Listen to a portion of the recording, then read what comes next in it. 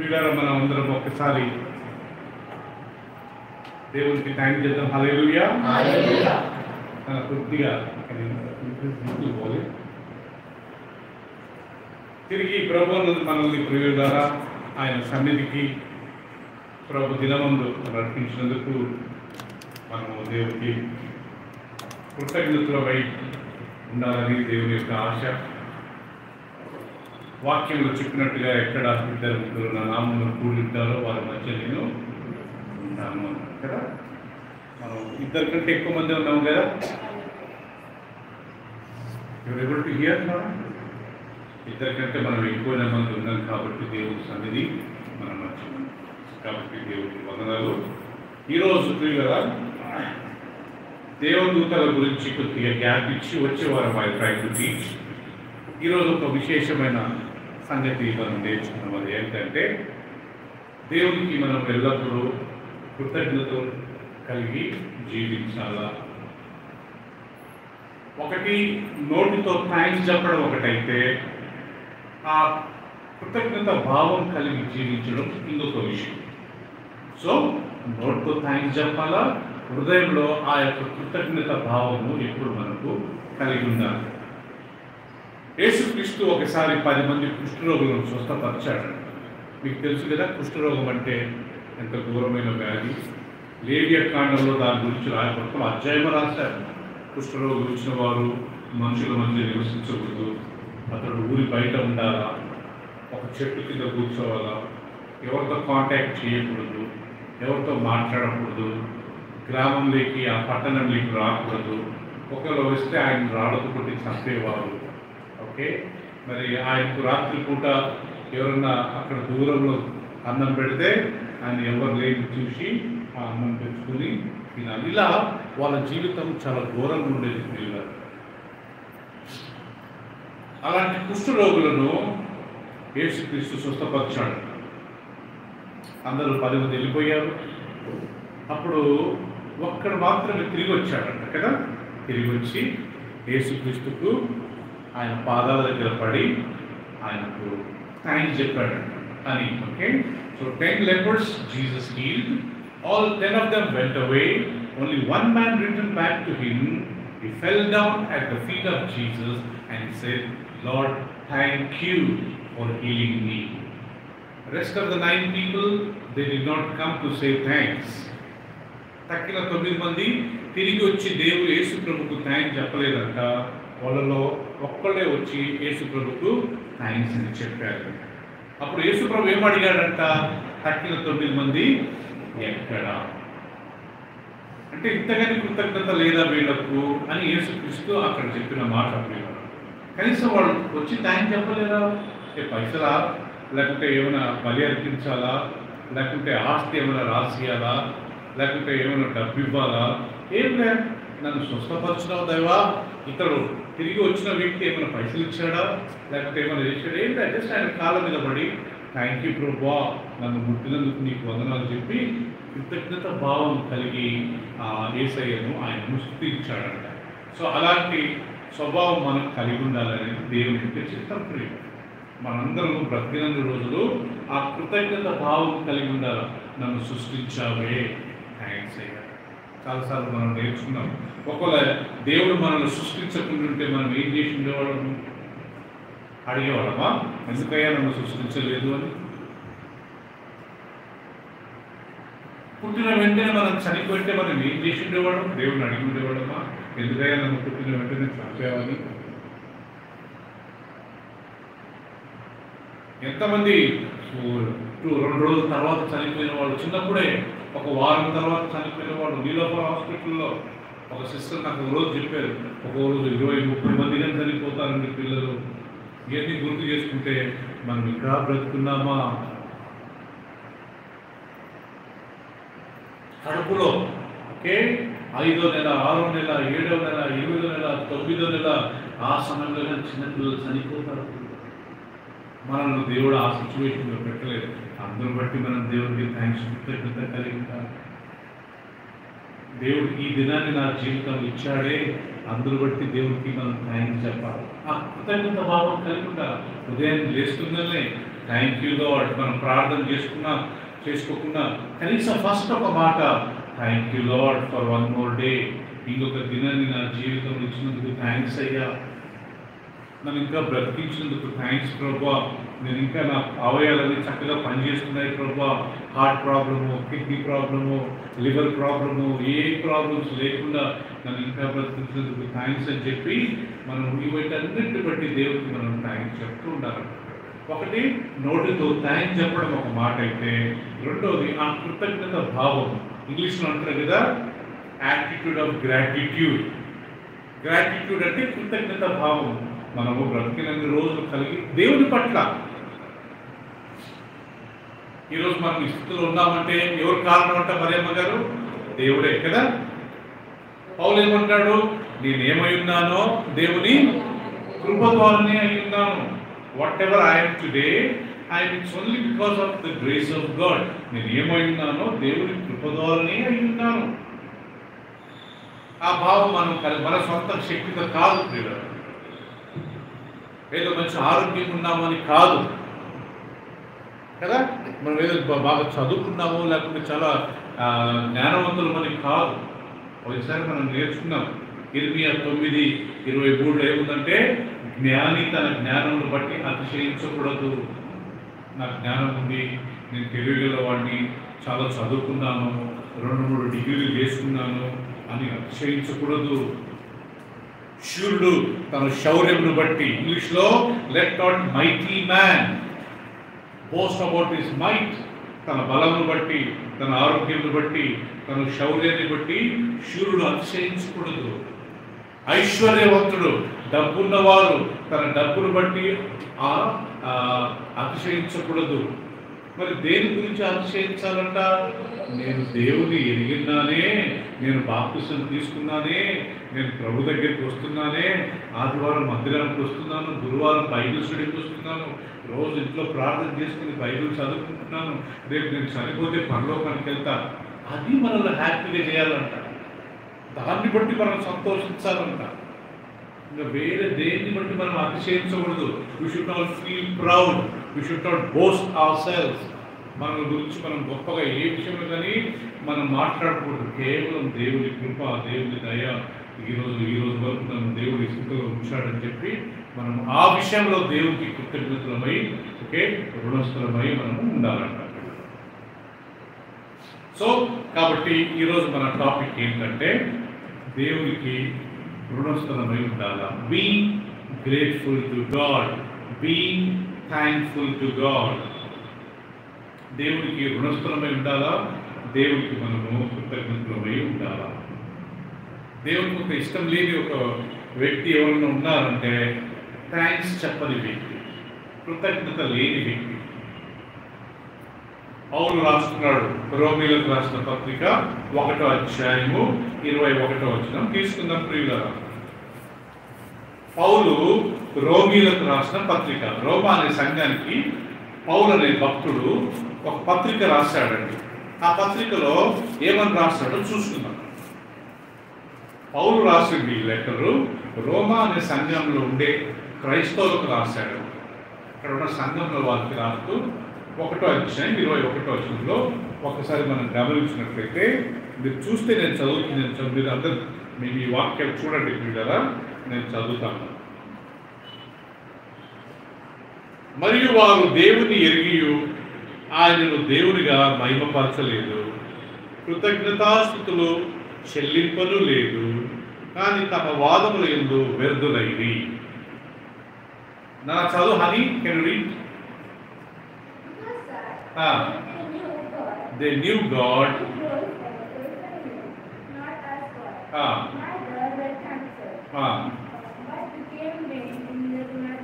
Right, sorry, although they knew God, they did not glorify Him as God. Correct? See? They did not even say thanks. వాళ్ళు దేవుని ఎరిగియు దేవునిగా మహిమపరచలేదు, కృతజ్ఞతాస్తుతులు చెల్లించలేదు, కనీసం thanks అని చెప్పలేదంట దేవుడికి. అందుకే ఇశ్రాయేల్ జనాంగము 6 లక్షల మంది బయటకు వస్తే ఎంతమంది వెళ్ళారంట కానాన్ దేశానికి? 2. తక్కిన వాళ్ళందరూ అరణ్యంలోనే చనిపోయారట. అంటే కృతజ్ఞత లేని వాళ్ళు. కృతజ్ఞత లేదు కాబట్టి వ్యభిచార పాపము, విగ్రహారాధన, సంగుడు, దేవుని పరీక్షించడము, శోధించడము, ఇలాంటి పాపాలు చేశారు కాబట్టి అక్కడనే అరణ్యంలో అందరూ చనిపోయారు. ఇది మనకు ఒక లెసన్. మనం థ్యాంక్స్ చెప్పలేదనుకో మనం చంపకపోవచ్చు, కానీ ప్రియులుగా మనం పరలోక రాజ్యాన్ని ఇచ్చేయాలి. ఏదో భయంతో మనం థ్యాంక్స్ చెప్పకూడదు. నిజంగా నాకు దేవుడు ఇంత అద్భుతం చేశాడు, ఇంత సాయం చేశాడని చెప్పి మనం పెట్టినాను. సో మనం కృతజ్ఞత కలిగి మనం జీవించాం. సో ప్రియులరా, నేను ఒక 2-3 సార్లు చెప్పాను అనుకుంటాను. యేసుక్రీస్తు ఈ లోకంలో ఉండగా, ఈ భూమి మీద ఉన్నప్పుడు ఆయన గారి దేవుడికి థ్యాంక్స్ చెప్పాడు. యేసుక్రీస్తు ఈ లోకంలో ఉన్నప్పుడు యేసుక్రీస్తు గారి దేవుడికి థ్యాంక్స్ అని చెప్పాడంట. ఎక్కడ చెప్పాడు? ఎవరికైనా గుర్తుందా?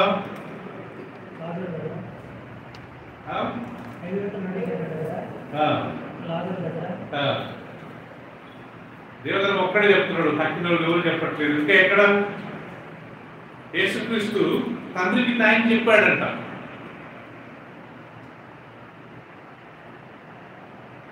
తెలుసా మీకు?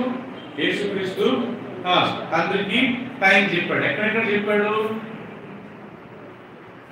రైట్. ఈరోజు మనం యేసుక్రీస్తు తండ్రికి థ్యాంక్స్ చెప్పిన విషయాన్ని మనం కొద్దిసేపు ధ్యానించాం. ఓకే, 5 స్థలాలలో యేసుక్రీస్తు తండ్రికి థ్యాంక్ యూ తండ్రి.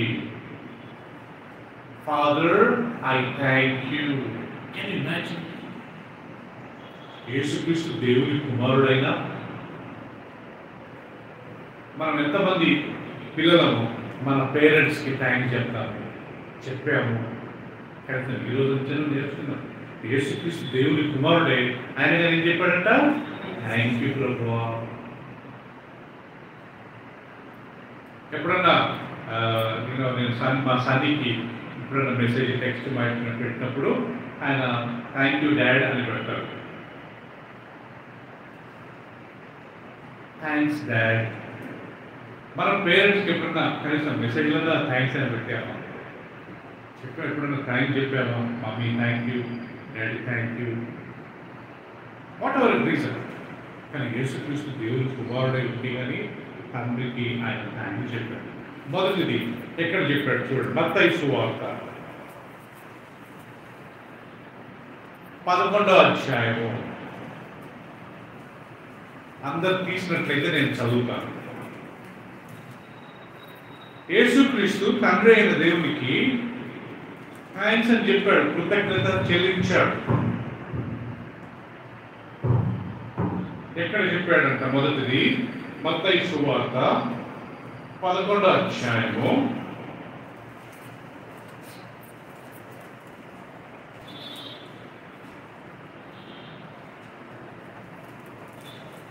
25వ వచనం ఒకసారి చూసుకుందాం. అందరు చూడండి, మీ బైబిల్ అండి. Matthew 11:25 I will read. ఆ సమయమున యేసు చెప్పినదేమనగా, తండ్రి, ఆకాశమునకును భూమికిని ప్రభువా, నీవు జ్ఞానులకును వివేకులకును ఈ సంగతులను మరుగు చేసి పసిబాలులకు బయలుపరుచున్నావని నిన్ను ఏం చేస్తున్నాను? స్తుతించుచున్నాను. మళ్ళా చదువుతాను, వినండి ప్రియులారా. ఆ సమయమున యేసు చెప్పినదేమనగా, తండ్రి, ఆకాశమునకును భూమికిని ప్రభువా, నీవు జ్ఞానులకును వివేకులకును ఈ సంగతులను మరుగు చేసి చిన్న పిల్లలకు పసిబాలులకు బయలుపరిచినవని నిన్ను స్తుతించుచున్నాను. నేను ఇక్కడ స్తుతించుచున్నాను అనే మాట ఉంది, కానీ ఇంగ్లీష్లో ఏముంది? మేఘన చదువు, మా గట్టిగా చదువు.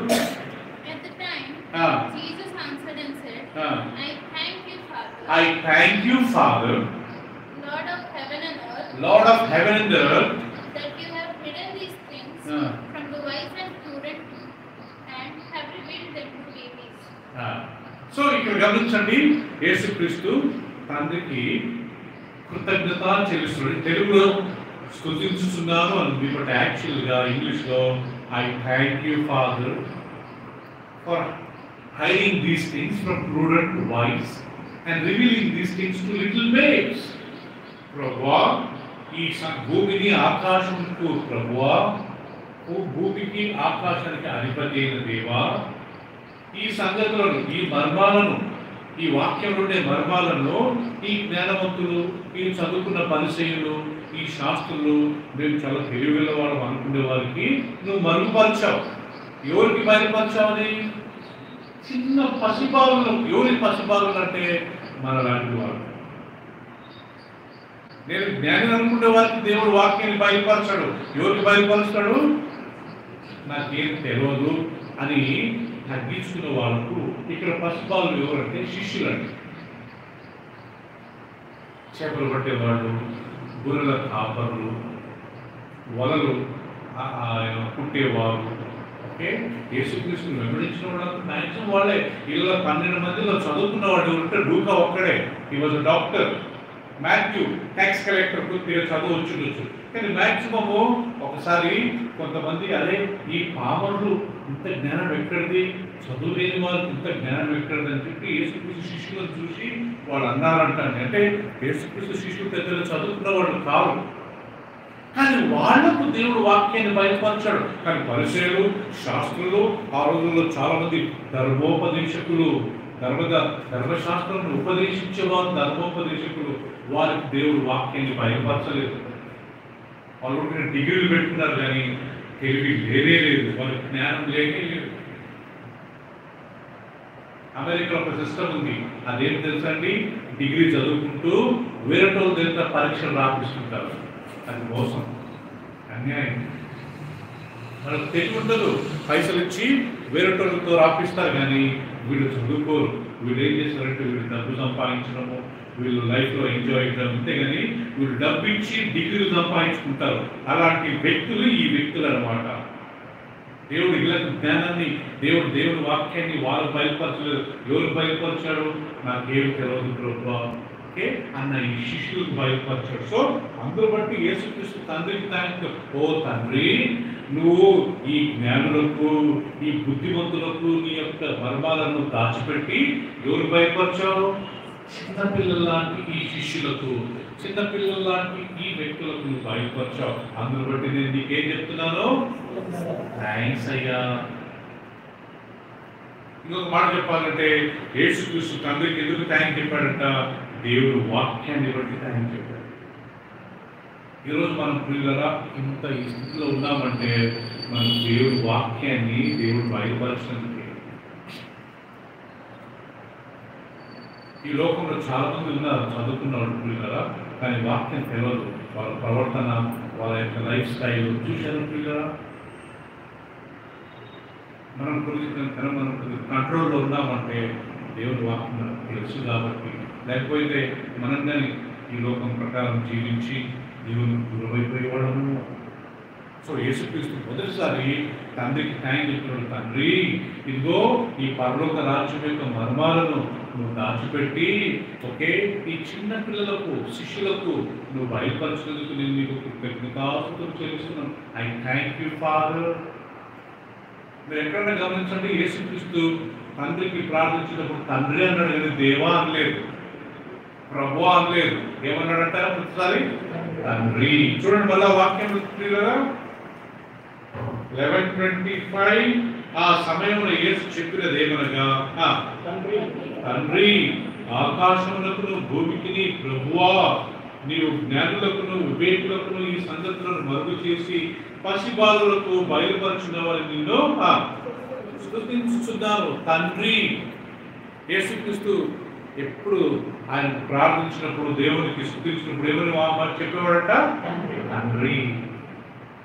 మనం కానీ ఎక్కువ మటుకు దేవుడిని స్తుతించినప్పుడు ఏమని స్తుతించాలంట? తండ్రి, ఫాదర్.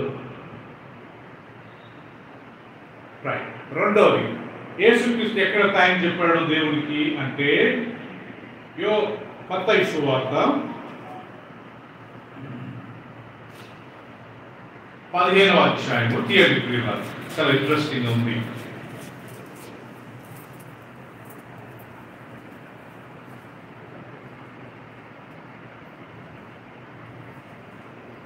పదిహేనవ అధ్యాయం అందరు చూసినట్లయితే 36వ వచనం నుంచి నేను చదువుతాను. అప్పుడు ఆయన నేల మీద కూర్చున్నాడని జనసమూహమునకు ఆజ్ఞాపించి ఆ 7 రొట్టెలను ఆ చేపలను పట్టుకొని కృతజ్ఞతాస్తుతులు చెల్లించి వాటిని విరిచి తన శిష్యులకు ఇచ్చెను. శిష్యులు జనసమూహమునకు వడ్డించిరి. వారందరూ తిని తృప్తి పొందిన మీదట మిగిలిన ముక్కలు 7 గంపల నిండా ఎత్తిరి. స్త్రీలను పిల్లలను గాక తినిన వారు ఎంతమంది అంట? 4000 మంది పురుషులు. తరువాత ఆయన జనసమూహములను పంపివేసి దోణికి మగదాను ప్రాంతంలోకి వచ్చి.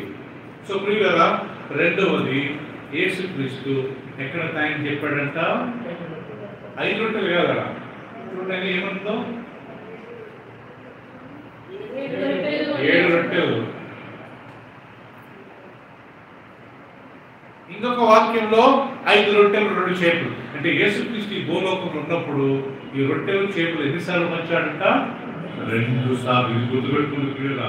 చాలా మంది 5 రొట్టెలు అంటుంటారు. ఓకే, ఇక్కడ క్లియర్ గా రాయబడింది 7 రొట్టెలు. ఫస్ట్ ఇన్సిడెంట్ లో 7 రొట్టెలు ప్లస్ కొన్ని చేపలు ఆయన పంచాడంట. ఎంతమందికి? 4000 మందికి. ఇంకొక స్థలంలో 5000 మందికి. నాకే ఆశ్చర్యమైంది ఈ వాక్యం చదువుతున్నప్పుడు. అంటే యేసుక్రీస్తు 2 సార్లు రొట్టెలను పంచాడనమాట. ఒకసారి 4000 మందికి, ఇంకోసారి 5000 మందికి. ఒకసారి 7 రొట్టెలు, ఇంకోసారి 5 రొట్టెలు, 2 చేపలు. ఇక్కడ ఎన్ని చేపలను లేదు కానీ కదా ఆయన చేపలను ఉంది. సో అందరినీ వీళ్ళంతా 3 రోజులు వాక్యం వినడానికి వచ్చారంట. వేరే గ్రామాల నుంచి వచ్చారంట. పిల్లల వచ్చి వాక్యం విని 3 రోజులు మేము డే అండ్ నైట్ వాక్యం చెప్తుంటే వీళ్ళు విన్నారంట. మేము బేసిక్ తీసుకుని బ్రేక్ ఇచ్చడం కదా నాకు తెలియదు, కానీ డే అండ్ నైట్ చెప్తున్నారంట. వీళ్ళు వాక్యం విన్నారంట. మళ్ళీ వీళ్ళు వెళ్ళేటప్పుడు ఎక్కడైనా కళ్ళు తిరిగి పడిపోతారేమని చెప్పి యేసుక్రీస్తు ఓకే వీళ్ళందరినీ కూర్చోబెట్టి మరి ఆ ఎవరో చిన్నపిల్లడు రొట్టెలు తెచ్చినట్టున్నాడు. ఆ రొట్టెలు 7 రొట్టెలు 2 చేతులు ఆయన ఆకాశం వైపు చేతులు ఎత్తి దేవునికి కృతజ్ఞతాస్తుతులు చెల్లించాడు. He gave thanks to God. యేసుక్రీస్తు అన్నం ఆహారం పంచక ముందు దేవునికి థ్యాంక్స్ చెప్పి పంచాడు. మనం ఎవరైనా లంచ్కి డిన్నర్ పిలిచినా మనం ఏం చేయాలంట? దేవునికి థ్యాంక్స్ చెప్పి మనం పంచామనుకోండి, మన ఇంట్లో పొదువా ఉండదు. తినేటప్పుడు కానీ మనం ఎవరైనా ఇంటికి వెళ్ళినప్పుడు మనం తినేటప్పుడు కానీ థ్యాంక్స్ చెప్పి తిన్నప్పుడు అది మనకు బ్లెస్సింగ్గా ఉంటుంది. వేరే వాళ్ళ ఇంటికి వెళ్ళినప్పుడే కాదు, మన సొంత ఇళ్ళలో ఉన్నప్పుడు కానీ దేవునికి థ్యాంక్స్ కాదు. టీ తాగినా, స్నాక్స్ తిన్నా థ్యాంక్ యూ ప్రభా అని తింటే ఎంత బాగుంటుందో. మన హోటల్కి వెళ్ళే వాళ్ళంతా చాలా మంది ఇట్లా అనుకుంటారు, మనం పైసలు బిల్లు పే చేస్తున్నాం కదా, ప్రార్థన అవసరం లేదని చెప్పి అట్లే తినేస్తారు హోటల్లో. మనం బిల్లు పే చేసిన దేవుడే కదా బిల్లు ఇచ్చేది మనకు.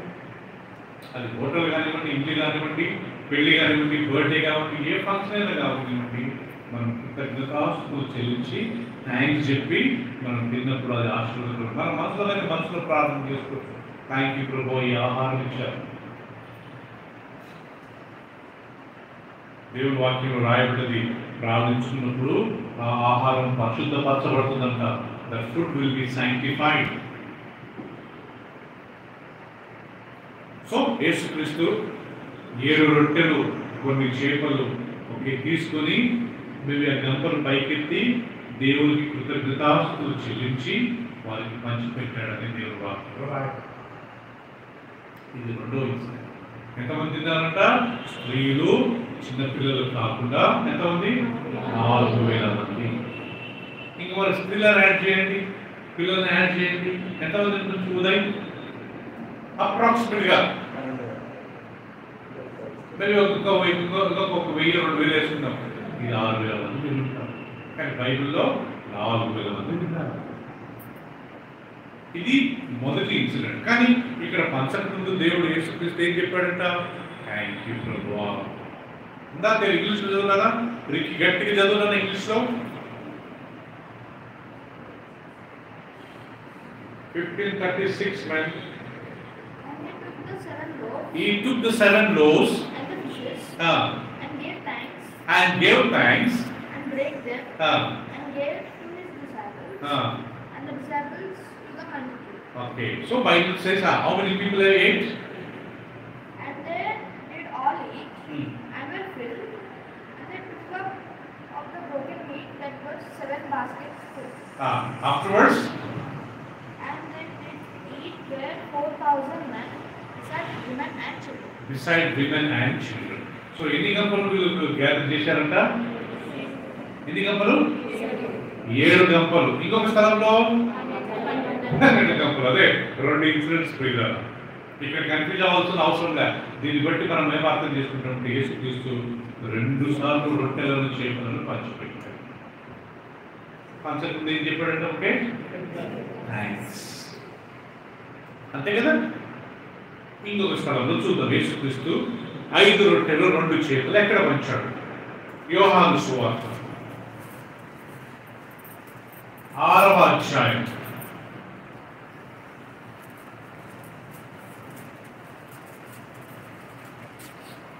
యోహాను సువార్త 6వ అధ్యాయం.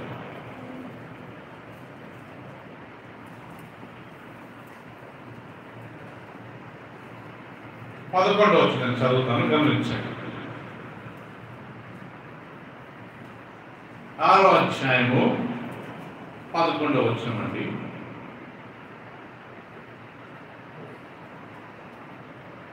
మేబీ మొదటి చదువుతాను, గమనించండి. 6వ అధ్యాయం. అటు తర్వాత యేసు తిబేరియ సముద్రం అనగా గలిలయ సముద్రము దాటి అద్దరికి వెళ్ళాడు. రోగులెడల ఆయన చేసిన సూచక క్రియలను చూచి బహుజనులు ఆయనను వెంబడించారు. యేసు కొండ ఎక్కి అక్కడ తన శిష్యులతో కూడా కూర్చుండేది. అప్పుడు పస్కా అను యూదుల పండుగ సమీపించింది. కాబట్టి యేసు కన్నులెత్తి బహుజనులు తన యుద్ధకు వచ్చుట చూచి వీరు భుజించుటకు ఎక్కడ నుండి రొట్టెలు తీసుకుని ఈ రొట్టెలు కొని తెప్పించుమని ఫిలిప్పును అడిగారు. కానీ ఏమి చేయనే ఉంటనో తానే ఎరిగి ఉండి అతనిని పరీక్షించుటకు అలాగడిగాను. అందుకు ఫిలిప్పు వాళ్ళు ప్రతి వాడును కొంచెము పుచ్చుకున్నటకైనను 200 దినారముల రొట్టెలు చాలవని ఆయనతో చెప్పాడు.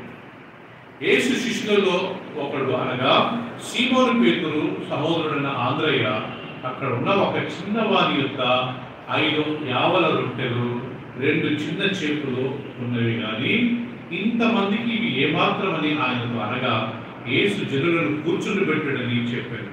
ఆ చోట చాలా పచ్చిక ఉండేది కనుక లెక్కకు ఇంచుమించు 5,000 మంది పురుషులు కూర్చుండిరి. యేసు ఆ రొట్టెలు పట్టుకుని ఏం చేశాడు? కృతజ్ఞతాస్తుతులు చెల్లించి కూర్చున్న వారికి వడ్డించెను. అలాగూ చేపలు కూడా వారికి ఇష్టమైనంత మటుకు వడ్డించెను.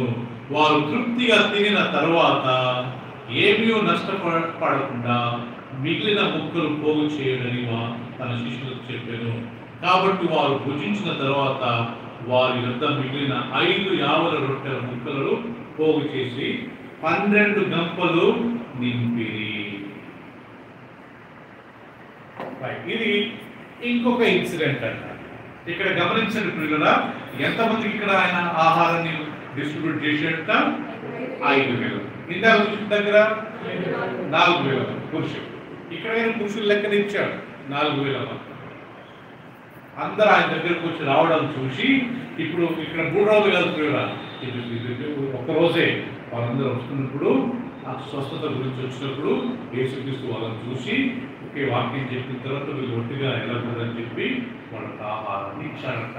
ఓకే, ఫిలిప్ అన్నాడంట, ప్రభువా ఇంతమందికి మనము ఎక్కడి నుంచి పొందము, కొనాలన్నా కానీ మన దగ్గర అంత పైసలు లేవు ప్రభువా అన్నాడు. సరే, ఎవరో ఒక చిన్న పిల్లడు 5 రొట్టెలు 2 చేపలు తెచ్చాడంట. యేసుక్రీస్తు అందరిని కూర్చోబెట్టి ఆడ పచ్చిగా చాలా గ్రీనర్గా ఉన్నందుక అక్కడ కూర్చోబెట్టి ఓకే ఆ 5 రొట్టెలు 2 చేపలు తీసుకొని దేవునికి కృతజ్ఞతాస్తుతులు చెల్లించి వాటిని విరిచి శిష్యులకు ఇచ్చాడంట. శిష్యులు వీళ్ళందరికీ పంచిపెట్టారంట. వాళ్ళందరూ చేపలు తృప్తిగా వాళ్ళకి ఇష్టమైన చేపలు అన్ని రొట్టెలు తిన్న తర్వాత నష్టపోకుండా ఎన్ని గంపలు చేర్చారంటే ఇప్పుడు 12 గంపలు, ఇందాక 7 గంపలు. సో ఎంత స్పష్టంగా రాయబడింది. యేసుక్రీస్తు రొట్టెలను చేపలను 2 ఇన్సిడెంట్లు 2 సార్లు ఆయన పంచిపెట్టాడు. ఇక్కడ కానీ ఆయన రొట్టెలను చేపలను పంచిపెట్టక ముందు వాటిని పట్టుకుని ఏం చేశాడంట? దేవునికి థ్యాంక్స్ టు గాడ్, దేవునికి కృతజ్ఞతాస్తుతులు చెల్లించిన తర్వాతనే యేసుక్రీస్తు వారికి పంచిపెట్టాడు. సో పిల్లల యేసుక్రీస్తు దేవుని కుమారుడైంది కానీ ఆయన దేవునికి థ్యాంక్స్ చెప్పడము కొద్దిగా ఆశ్చర్యంగా లేదా? నేను సామాన్యంగా కుమారుడు తండ్రికి థ్యాంక్స్ చెప్పడం నేను సామాన్యంగా వినలేను. చాలా rare. Thanks daddy, thanks mummy. ఎవరన్నా ఉన్నారా మన దగ్గర వాళ్ళ డాడీకి మమ్మీకి థ్యాంక్స్ చెప్పేటోళ్ళు? ఇంక్లూడింగ్ నేనే చెప్పలేదు కానీ చెప్తే బాగుంటుంది కదా పిల్లల. సో ఇక్కడ తండ్రికి యేసుక్రీస్తు కృతజ్ఞతాస్తుతులు చెల్లించాడని. సో ఒకటి దేవుని వాక్యాన్ని బట్టి దేవునికి కృతజ్ఞతాస్తుతులు చెల్లించాడు. రెండోది 7 రొట్టెలు చేపలను బట్టి దేవునికి యేసుక్రీస్తు దేవునికి థ్యాంక్స్ అని చెప్పి వాటిని పంచితే 4,000 మంది తిన్నారు. అండ్ మిగిలినవన్నీ వాళ్ళు చేర్చినప్పుడు 7 గంపలు మిగిలాయి. రెండవ ఇన్సిడెంట్లో 5 రొట్టెలు 2 చేపలు ఎంతమంది పంచాడు? 5,000 మంది పురుషులకు పంచాడు. మిగిలిన గంపలు 12. ఇక్కడ కానీ యేసుక్రీస్తు తండ్రికి కృతజ్ఞతాస్తుతులు చెల్లించాడు. 4వ ఇన్సిడెంట్ యేసుక్రీస్తు ఎక్కడ దేవునికి థ్యాంక్స్ చెప్పాడు? యోహాను సువార్త 11వ అధ్యాయం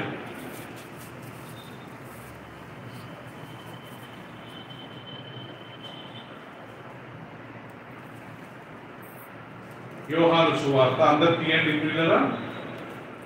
జాన్స్ గాస్పెల్ చాప్టర్ 11 41 and 42 అందరు చూడండి.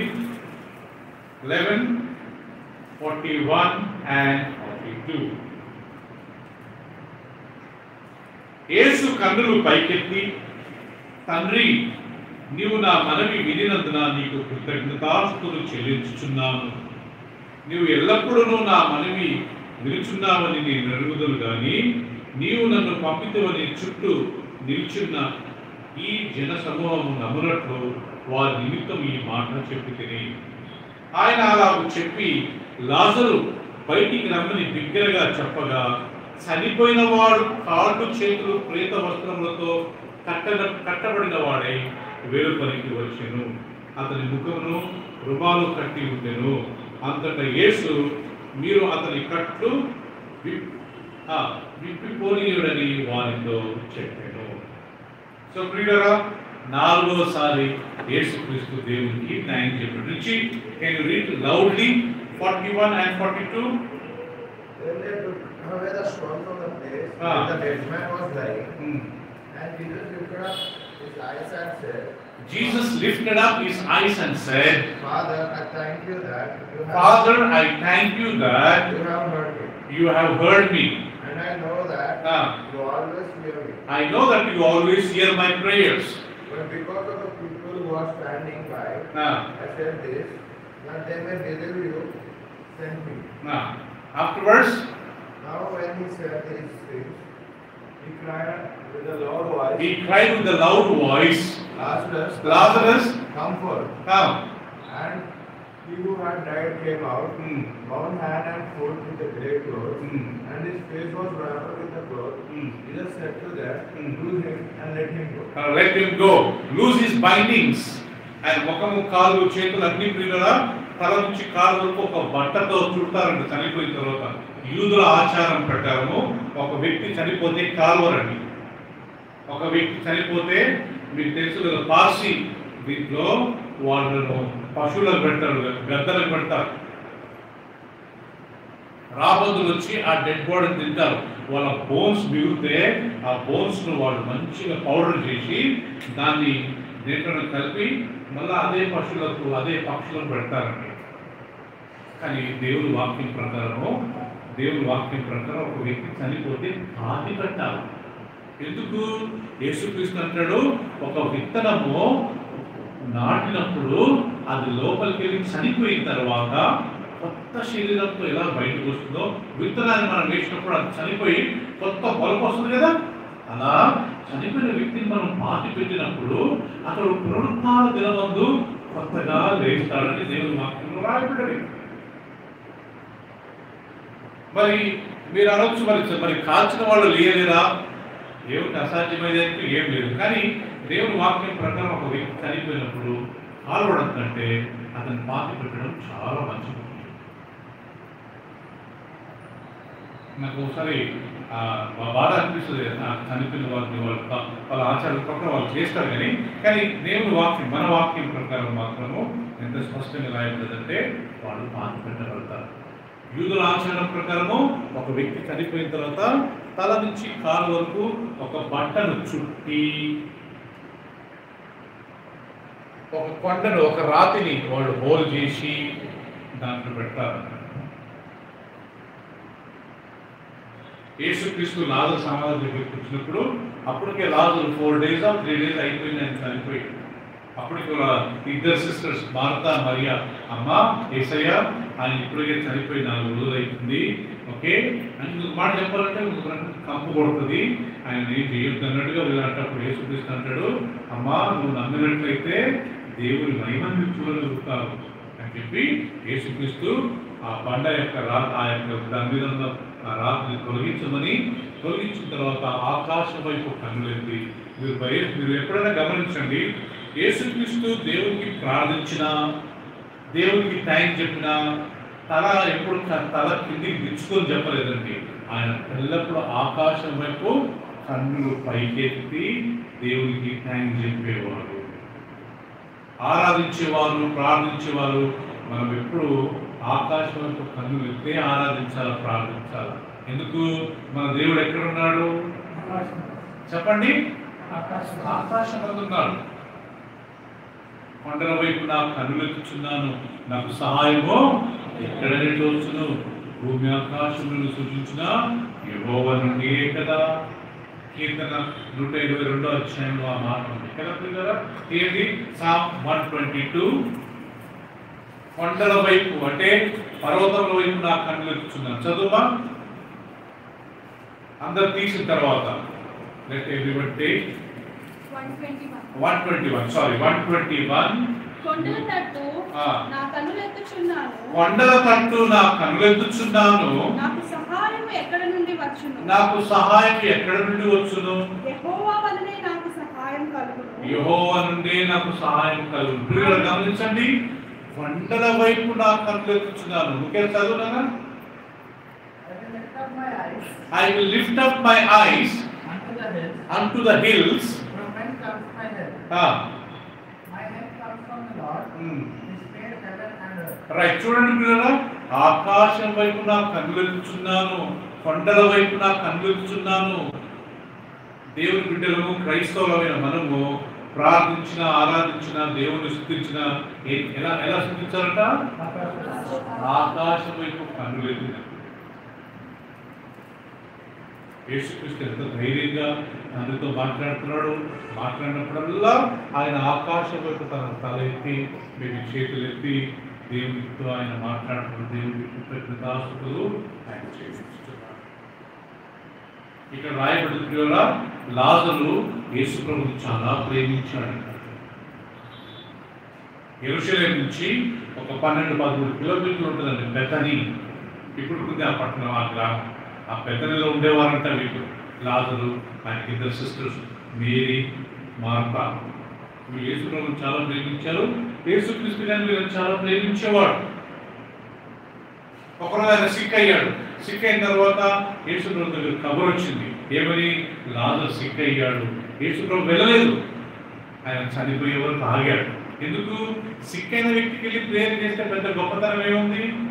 ఆయన చనిపోయిన తర్వాత పోయి లేపితే అందరు నమ్ముతారు కదా. అందుకే ఆయన చనిపోయేవారు తాగాడు. బైబిల్లో రాయబడింది కదా. అప్పుడు చనిపోయిన వెంటనే యేసుక్రీస్తుకు తెలిసింది, మన సహోదరుడు లాజరు నిద్రించుచున్నాడు. చనిపోలేదని లేదు. యేసు ప్రభువుని నమ్ముకుని ఎవరైనా చనిపోతే వాడు చనిపోయడం లేదు.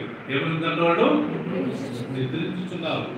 అందుకే నేను ఎప్పుడైనా మా డాడీ గురించి చెప్తే నేను ఆయన ఏమంటానంటే మా డాడీ ప్రభువులో నిద్రిస్తున్నాడు అంతే.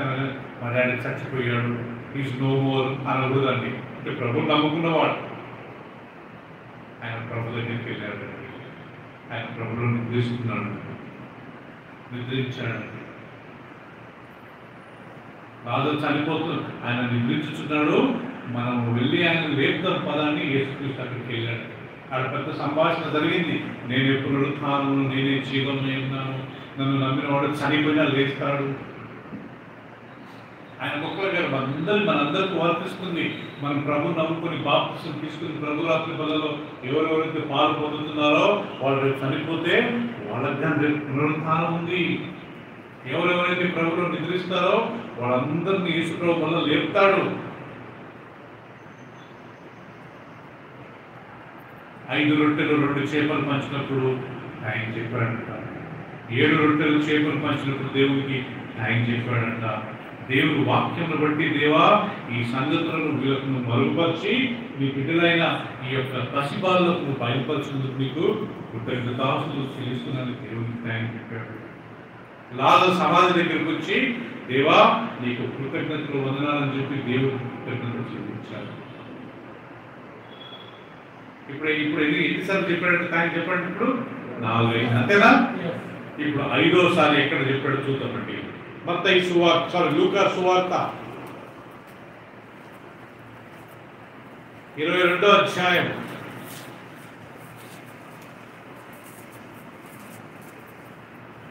లూకా సువార్త 22వ అధ్యాయము. అందరు గమనించండి. 17, 18 నేను చదువుతాను.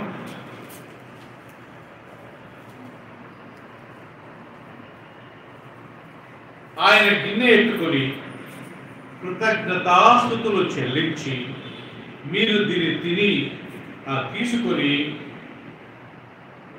మీలో పంచుకునడి. ఇక మీదట దేవుని రాజ్యం వచ్చే వరకు నేను ద్రాక్షారసము త్రాగనని మీతో చెప్పుచున్నాను. పిమ్మట ఆయన ఒక రొట్టె పట్టుకొని ఏం చేశాడు? మళ్ళా కృతజ్ఞతాస్తుతులు చెల్లించి దాన్ని విరిచి వారికి ఇచ్చి, ఇది మీ కొరకు ఇయ్యబడుచున్న నా శరీరము, నన్ను జ్ఞాపకము చేసుకున్నటకు దీనిని చేయుడని చెప్పాను. ఆ ప్రకారమే భోజనమైన తర్వాత ఆయన గిన్నె పట్టుకొని, గిన్నె మీ కొరకు చిందించబడుచున్న నా రక్తము వలన నేను క్రొత్త నిబంధన ఇదిగో. సో ప్రియులారా, ఇక్కడ చివరికి యేసుక్రీస్తు ఎక్కడ దేవునికి థాంక్స్ చెప్పాడంట? చివరి రాత్రి, లాస్ట్ నైట్. ఏ లాస్ట్ నైట్? సిలువ వేయక ముందు last night supper, last supper అంటారు. ఎప్పుడు తీసుకున్నాడు? పస్కా పండగ రోజే. నాకు పైన చదివితే 22 అధ్యాయం మొదటి వచనంలో పస్కా చూడండి. 22 మొదటి వచనంలో కదా, పస్కా అనబడిన పులియని రొట్టెల పండుగ సమీపించెను. ఆ సమయంలో ఆయన పస్కాను సిద్ధపరచడం మనం పోయిన బైబిల్ స్టడీలో నేర్చుకున్నాం కదండి. పులియని రొట్టె దేంతో పోల్చారు? యేసు ప్రభు శరీరంతో. పరలోకం నుంచి దిగి వచ్చిన మన్నాను ఆహారం నేనే, ఆ రొట్టె నేనే, నన్ను తిరువాడు చనిపోడు. అందుకే మనం ప్రభురాత్రి బల్ల తీసుకున్నప్పుడల్లా గుర్తు చేసుకోవాలి, మనకు మరణం లేదు. చనిపోయిన యేసు ప్రభు మనం లేపుతాడు. బాప్తిసం ప్రతి ఒక్కరు బాప్తిసం తీసుకోవాలా. తీసుకున్న తర్వాత ప్రతి ఒక్కరు దాంట్లో పాలు పొందాలా. పాలు పొందిన వాళ్ళు మళ్ళీ ఏ పాపంలో వెళ్ళకూడదు. మనం చేసే పాత పాపాలని మానుకోవాలా. మనం ప్రభురాత్రి వల్ల తీసుకుంటూ మళ్ళా పాపం తీసుకున్నాం అనుకోండి, బాప్తిసం తీసుకున్న వాళ్ళు మొదట కంటే ఇంకా దూరమైన పాపంలో పడిపోతారు. యేసుక్రీస్తు ఒక స్థలంలో ఒక వాక్యం చెప్తారండి. యేసుక్రీస్తు ఒక విషయం అంటాడు, ఏమంటే ఒక వ్యక్తిలో దురాత్మ ఉన్నప్పుడు లాస్ట్గా ఆ దురాత్మ ఆ వ్యక్తిని విడిచిపెట్టిపోయిన తర్వాత ఆ హృదయం ఖాళీగా ఉన్నదనుకోండి, వాడు మొత్తం తిరిగి ఎక్కడ స్థలం లేకపోతే మళ్ళా వచ్చి చూస్తారంటే ఇతను హృదయం ఖాళీగా ఉందని చెప్పి ఇంకా ఎంతమందిని తెస్తారంట? ఇంకా 7 మంది దురాత్మలను తెస్తారంట. 7 ఈవిల్ స్పిరిట్, 7+ వీడు ఒకడు, ఎంతమంది మొత్తము? 8 మంది వచ్చి అతని జీవితంలో ఆయన హృదయంలో చొరబడి మొదట దానికంటే ఇతని జీవితంలో ఘోరంగా మారు. నాకు తెలుసు కొంతమంది బాప్తిసం తీసుకొని మళ్ళా పాపం చేస్తున్నారు. వాళ్ళు ఒకరోజు చూడండి వాళ్ళ స్థితి ఎంత ఘోరమైపోతుందంటే, ఆ బాప్తిసం తీసుకోకుండా ఒక సైతంతో ఒక పాపంలో ఉండే ఇప్పుడు అన్ని పాపాలు చేసుకుంటారు. ఇది నేను చెప్పిన మాట కాదు, ఎవరు చెప్పాడు? యేసుక్రీస్తు చెప్పిన మాట వినరా? బాప్తిసం తీసుకోకముందు చాలా బాగుండేవారు, బాప్తిసం తీసుకున్నారు, మళ్ళీ అదే స్నేహితులు, అదే ఫ్రెండ్షిప్, అదే పాపము, అదే స్మోకింగ్, అదే డ్రింకింగ్, అదే అన్యాయము, అదే మోసము, అదే పాత జీవితం మళ్ళా నేర్చుకున్నారు. కుక్క వామిటింగ్ చేసింది మళ్ళా తిన్నట్టుగా, అదే బైబిల్ ఉంది కదా, కుక్క వామిటింగ్ చేసింది మళ్ళా తిన్నట్టుగా వీళ్ళు మళ్ళీ అదే పాపం. బాప్తిసం తీసుకున్నారు, విశ్వాసంలోకి వచ్చారు, అదే పాపం చేసుకుంటారు. వీళ్ళు కుక్కల జీవితం కంటే ఘోరమైన పాపం అని దేవుని వాక్యం సెలవిస్తుంది. సో వీళ్ళు ప్రభు నమ్ముకున్నా బాగుండేది అని ప్రభు వాక్యంలో సెలవిస్తుంది. నమ్ముకొని యూదా గురించి ఏమంటాడు యేసుక్రీస్తు? యూదా నువ్వు పుట్టకుండా ఉంటే నీకు మేలు, నువ్వు పుట్టి నరకంలో ఉండడం కంటే పుట్టకుండా ఉంటే బాగుండేది కదా, యేసుక్రీస్తు చెప్పాడు కదా మాట. సో వీళ్ళు బాప్తిసం తీసుకోకుండా ప్రభు నమ్ముకోకుండా బాగుండేది. నమ్ముకొని ఒకప్పుడు ఒక పాపం చేసేవారు, ఇప్పుడు 8 పాపాలు ఓడిగట్టి ఘోరమైన జీవితం జీవిస్తున్నారు. సో మనం ఏదైనా పాపం చేయకముందు, అబద్ధం ఆడకముందు, ఏదైనా మోసం చేయకముందు, ఏదైనా తప్పుడు పని చేయకముందు ఒక 10 సార్లు ఆలోచించాలని కదా, ఇది కరెక్టేనా? దేవుడు మన మమ్మీ డాడీ చూడకపోవచ్చు, మన భార్య భర్త చూడకపోవచ్చు, మన తల్లిదండ్రులు చూడకపోవచ్చు, మన పిల్లలు చూడకపోవచ్చు, కానీ దేవుడు చూస్తున్నాడు కదా. అయ్యో నేను చెయ్యని చెప్పి మనం నాటించుకోవాలని మనం దాంట్లో పాలు పొందకూడదు. మనం హృదయం మొండి చేసుకొని బ్రదర్ చెప్తున్నారు బైబిల్ ఉండేది నేను మాత్రం చేసుకుని అనుకోండి. కదా గుర్తుపెట్టుకుందాము, ఒకరోజు వస్తుంది మనం ఎంత ఏడ్చినా, ఎంత తలపట్టుకున్నా, ఎంత ఇంటికి వీక్కున్నా ఎవరు మనకు సాయించారు.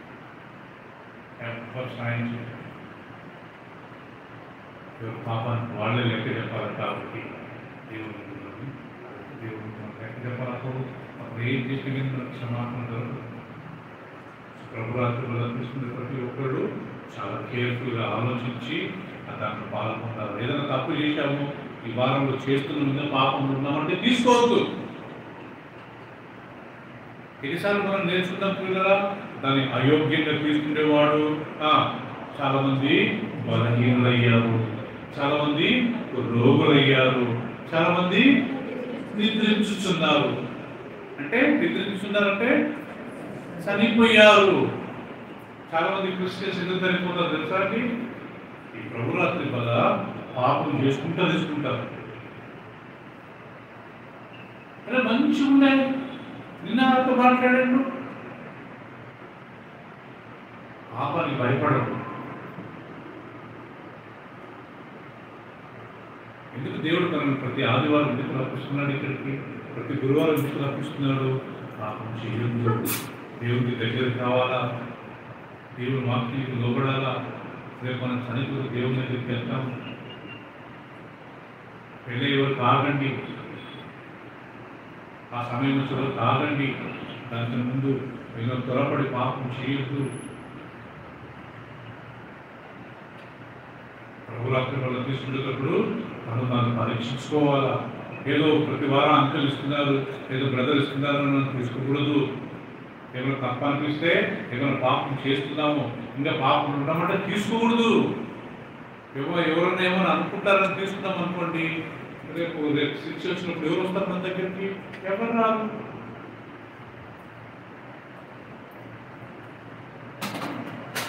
తను తాను పరీక్షించుకోవాలా. పరీక్షించుకుని దాంట్లో పాలు పొందినప్పుడే ఇప్పుడు కాల్చడం కానీ దానికన్నా కాల్చడం. సో ఇప్పుడు 5 సార్లు దేవుడు యేసుక్రీస్తు దేవుడికి థ్యాంక్ చెప్పాడు. ఒకటి దేవుని వాక్యాలను బట్టి థ్యాంక్ చెప్పాడు. రెండోది 7 రొట్టెలు చేపలను బట్టి దేవుడికి థ్యాంక్ చెప్పాడు. మూడవది 5 రొట్టెలు 2 చేపలను బట్టి దేవుడికి థ్యాంక్ చెప్పాడు. నాలుగవది లాజరు సమాధి దగ్గర దేవునికి కృతజ్ఞతాస్తుతులు చెల్లించాడు. దాని తర్వాత చివరికి ప్రభురాత్రి వల్ల చివరి రాత్రి ఇంకా రేపు పొద్దున్నే ఆయన తీసుకెళ్ళి చంపేస్తారు, సిలువ వేస్తారు. ఆ రాత్రి రొట్టె తీసుకొని కృతజ్ఞతాస్తుతులు చెల్లించి దాన్ని విడిచి వాళ్ళు ఇచ్చారు.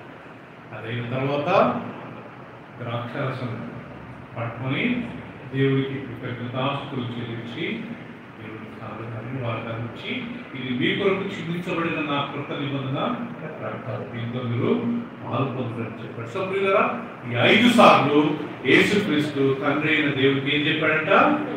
థ్యాంక్స్ అని చెప్పాడు, కృతజ్ఞతాస్తుతులు చెల్లించాడని వాక్యంలో రాయాలి.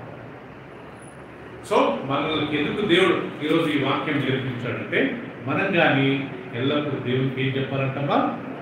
కృతజ్ఞతాస్తుతులు చెల్లించేవారుగా ఉన్నారు. ఎప్పుడు చెప్పాలంటే మనం కృతజ్ఞతాస్తుతులు? ఎఫెసీయులకు రాసిన పత్రిక 5వ అధ్యాయము 25వ వచనము. ఎఫెసీయులకు రాసిన పత్రిక 5:25.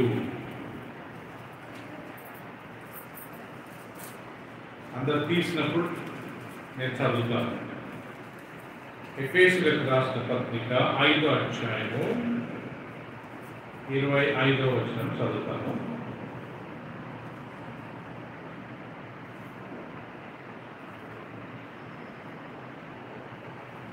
సారీ అండి, 20 వచనం అనుకుంటాను.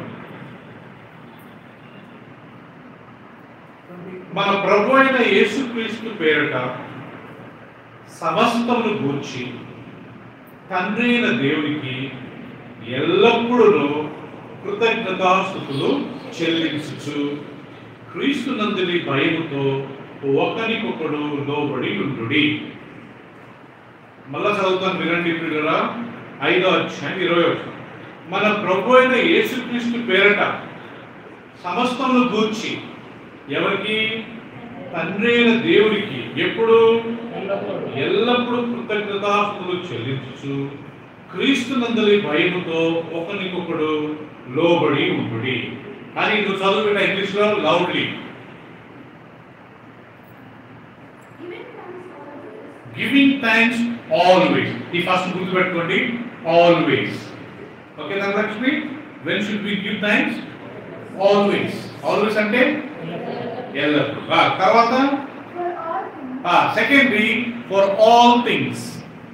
ఆల్ థింగ్స్ అంటే అన్ని విషయంలో, ప్రతి విషయంలో. ఓకేనా? Third, unto God the Father. మనం దేవునికి థ్యాంక్స్ చెప్పాలంట, తండ్రి అయిన దేవునికి. నాలుగోది, in the name of our Lord Jesus Christ. So ఇక్కడ 4 విషయాలు గుర్తుపెట్టుకోవాలి. Giving thanks always. మనం దేవునికి ఎప్పుడు థ్యాంక్స్ చెప్పాలంట మా కుమారి? ఆల్వేస్. మనకు ఉండేది 24 గంటలు కదా ప్రియులారా. ఒక 12 గంటలు మనం పడుకొని మన ప్రైవేట్ వర్క్స్ అది చేసుకున్నాం అనుకోండి, ఇంకా 12 గంటలు మనం తిరుగుతాం. ఆ 12 గంటల్లో మనము తినడము, లేకపోతే స్నానం చేసుకోవడము, బయటికి వెళ్ళడము, ఉద్యోగానికి వెళ్ళడము, వంట చేసుకోవడము కదా ప్రియులారా. మెట్లు ఎక్కడము, మెట్లు దిగడము, లిఫ్ట్ ఎక్కడం, మాట్లాడుతున్నాను. ఈ 12 గంటలు మనం ఏం చేయాలంట? ఖాళీ ఉన్నప్పుడల్లా, మనం వేరే వాళ్ళతో మాట్లాడినప్పుడల్లా, మనం ఒంటరిగా ఉన్నప్పుడల్లా నోరు విప్పి ఏం చెప్పాలంట? ఆల్వేస్.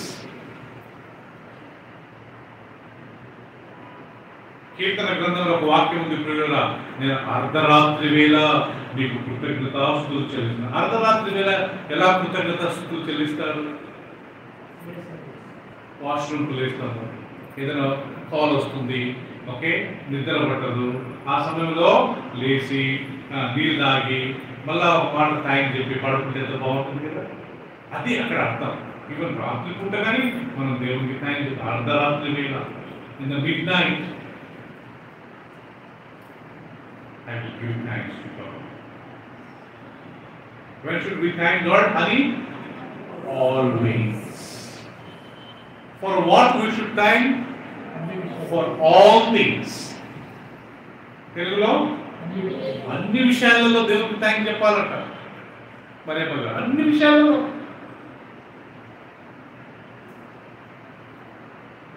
భార్యను బట్టి థ్యాంక్స్ ప్రభువా, భర్తను బట్టి థ్యాంక్స్ ప్రభువా, నా పిల్లలను బట్టి థ్యాంక్స్ ప్రభువా, నా తల్లిదండ్రులను బట్టి థ్యాంక్స్ ప్రభువా, అత్తమామలను బట్టి థ్యాంక్స్ ప్రభువా, నాకు ఇచ్చిన తమ్ముడిని బట్టి, నాకు ఇచ్చిన అన్నను బట్టి, మా అక్కను బట్టి థ్యాంక్స్, నా తమ్ముని బట్టి థ్యాంక్స్ ప్రభువా.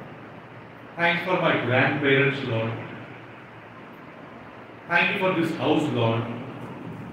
ఆహారం ఇచ్చినందుకు థ్యాంక్స్ ప్రభువా, నెలంతా రేషన్ ఇచ్చినందుకు థ్యాంక్స్ ప్రభువా. ప్రతి నెల మనకు కావాల్సిన డబ్బు ఇస్తున్నావు, థ్యాంక్స్ ప్రభువా. ఈ లోకంలో మనం డబ్బు లేకుండా ఏమైనా చేయగలుగుతామా? ఏదో మనకి దేవుడు మనకి ఇన్కమ్ ఇస్తున్నాడు కదా, ఆ జీతం వచ్చినప్పుడల్లా ఫస్ట్ మనం థ్యాంక్స్ చెప్పాలి. అన్ని విషయాల్లో దేవుడికి థ్యాంక్స్ చెప్పాలి. Giving thanks always. Number 2, for all things, for everything. మంచి ఆహారం ఇచ్చాం, మంచి ఇల్లు ఇచ్చాం, మంచి 2 వీలర్ ఇచ్చాం, మంచి కార్ ఇచ్చాం, మంచి నిద్ర ఇస్తున్నాం, మంచి భార్యలు ఇచ్చాం, మమ్మీ డాడీకి ఇచ్చాం, భర్తలు ఇచ్చాం, పిల్లలు ఇచ్చినాం, మా బ్రదర్ సిస్టర్స్కి ఇచ్చినాం. మా ప్రయాణంలో ఈ రోజు వరకు ఏ యాక్సిడెంట్ జరగకుండా కాపాడు. మనం అందరం ప్రయాణం చేస్తున్నాం కదా పిల్లరా. మనం తెలుసు కదా, ఒరిస్సా ట్రైన్ యాక్సిడెంట్ ప్రతాప్ దగ్గర ముందు రోజు వచ్చింది. అంతే ప్రతాప్ ముందు రోజు అదే ట్రైన్ రూట్ అండి. ఆయన హైదరాబాద్ చేరింటూ మరుసటి రోజు వచ్చింది accident.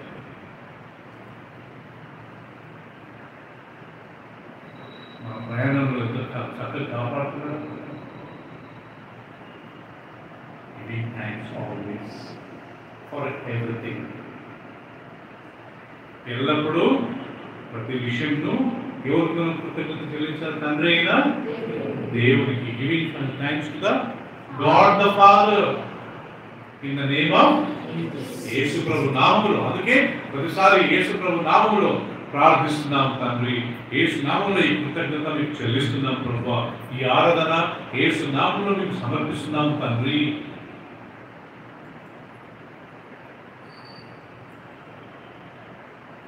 For everything.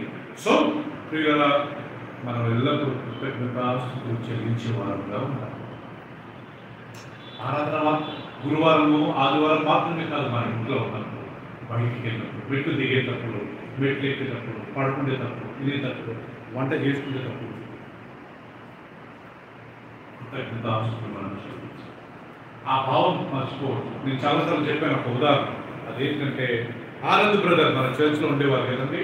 Anand brother ఆయనకు ఒకసారి ఏమైందో తెలియదు, కళ్ళన్నీ మెల్లబోయాయి. ఏదో చేస్తున్నాడు.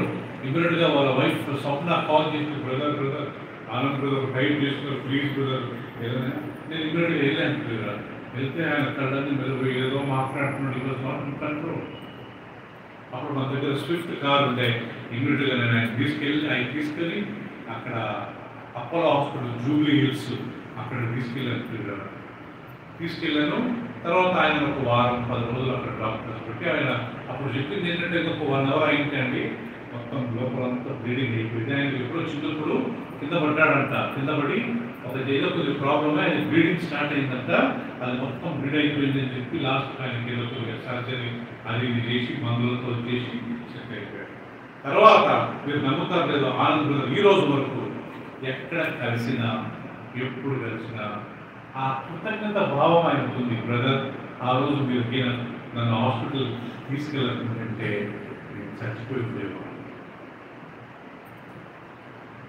ఈజీగా ఐ కెన్ అండర్స్టాండ్ ఎంత ఇంపార్టెంట్గా మాట్లాడతాడు, ఎంత ప్రేమిస్తాడు, ఎంత ఆ భావం కలిగి ఉంటాడంటే నేనేమి ఎక్స్పెక్ట్ చేయట్లేదు ఆయన ఎప్పుడు నాకు కృతజ్ఞత ఉండాలని. కానీ ఆయనకుంది. నేను ఇప్పుడు కృతజ్ఞతలు అట్లా మనందరం ఉండాలా? మనం దేవుడికి ఒక్కరికి కదా కృతజ్ఞత కలిగి ఉండాలా? ఉదయం మనుషులు కూడా ఉంటారు. బా మీరు చేసేది ఎన్నో అద్భుతం, ఎంతో సాయం చేసినారు అన్నప్పుడు మనం ఏమన్నా మీరు కానీ మాకు ఎంతో చేశారని మనం కృతజ్ఞత భావం కలిగి ఉండాలి. దేవుడికి మహిమనాల మీరు చేసిన దాని ముందు మాది ఏమి లేదనాలా, అంతే కదా పిల్లలు. ఒకళ్ళు ఎవరైనా సాయం చేస్తే మనం మర్చిపోతామా? మర్చిపోకూడదు.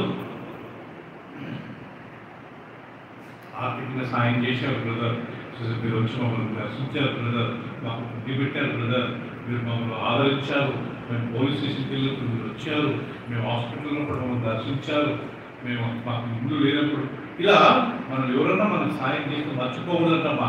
మనం ఎప్పుడు ఆ కృతజ్ఞత భావం కలిగి ఉంటారు. ప్రతిసారి థ్యాంక్స్ చెప్పాల్సిన అవసరం లేదు, కానీ ప్రతిసారి వాళ్ళ పట్ల మనం ఆ కృతజ్ఞత భావం కలిగి ఉంటారు. మనం అది లేకపోయామనుకోండి, మనకు వేరే వాళ్ళకు ఎలాంటి వ్యత్యాసం ఉండదు. ప్రభు నమ్ముకున్నాం కాబట్టి ఆమేన్. కళ్ళు మూసుకున్నాం అందరూ. ఒక 2 నిమిషాలు అందరూ కళ్ళు మూసుకుని మనల్ని మనం పరీక్షించుకుందాం. కృతజ్ఞత భావం కలిగి ఉన్నామా? దేవునికి కలిగి ఉన్నామా? మనుషుల పట్ల మనం కృతజ్ఞత భావం కలిగి ఉన్నామా? Am I grateful to God? Am I grateful to my Father who created me? నన్ను సృష్టించిన దేవునికి నేను ఋణస్థునిగా ఉన్నానా? యేసుక్రీస్తు దేవుని కుమారుడై ఉండి పరలోక రాజ్యంలో ఆయన కుడి పార్శ్వంలో కూర్చుని ఆయన దిగొచ్చి భూమి మీద యేసు ప్రభు తండ్రి అయిన దేవునికి థ్యాంక్స్ అని చెప్పాడంటే 5 సార్లు. బైబిల్ 5 సార్లు రాయబడదు, కానీ ప్రైవేట్ గా ఆయన ఎన్నిసార్లు చెప్పాడో. తండ్రి నీ కృతజ్ఞతలు చెల్లిస్తున్నావు.